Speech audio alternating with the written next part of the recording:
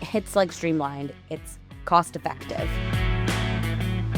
When I went to work for the company I'm at, they use QuickBooks, and the company's just too big. We're doing 15 to 20 million a year in QuickBooks. It works, but not for the scale. With Foundation, we are getting more of a customized software. I love the aspect of like the change orders. Great, because it tracks it all.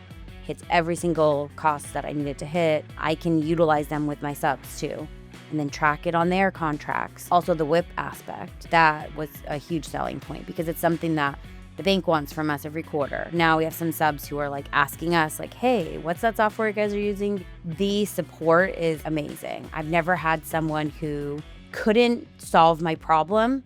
They are calling you, they are understanding you. They're not reading from a script. They're not pushing you off to the next person. They're taking care of everything. It's worth it. It's a great software and it's very beneficial.